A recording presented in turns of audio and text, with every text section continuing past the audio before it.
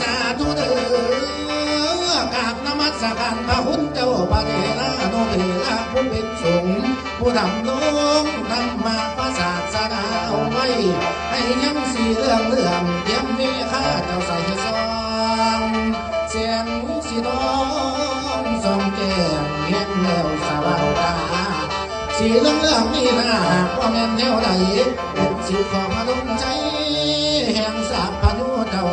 และผู้ที่พาเฮาขามนี่ละพันไม่มันมากนั่งปากไปเส้นนี้ไม่นานลำกว่าสิเธอ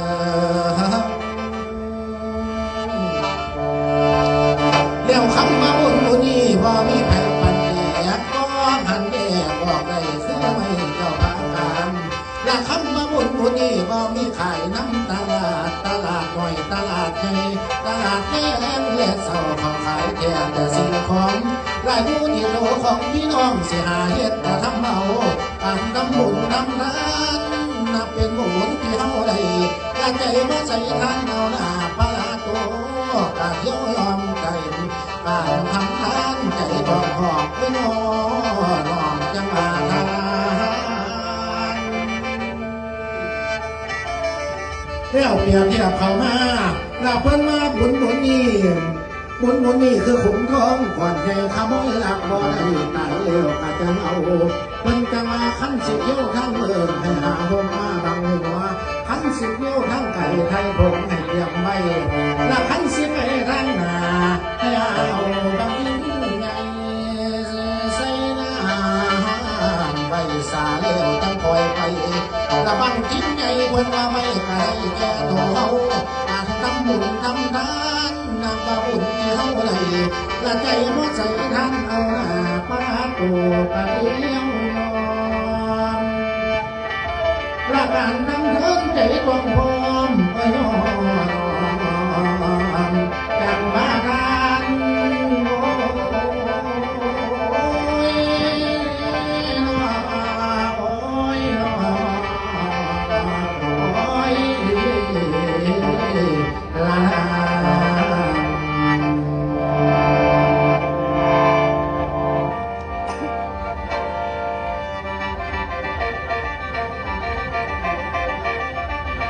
ลูกหลานขอโอกาสขออนุญาตเข้าถวายเสียงด้วยซ้ำดู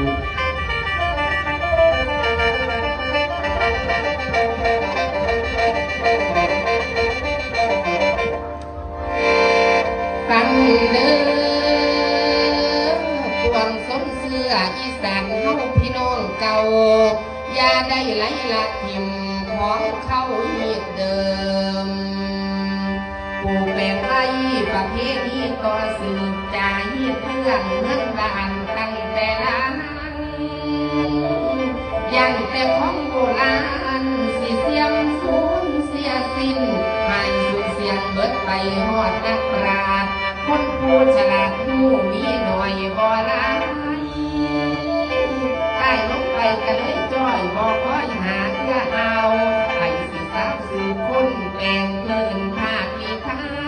นบางของคุณมีตั้งแต่ก่อนสารเป็นความพยา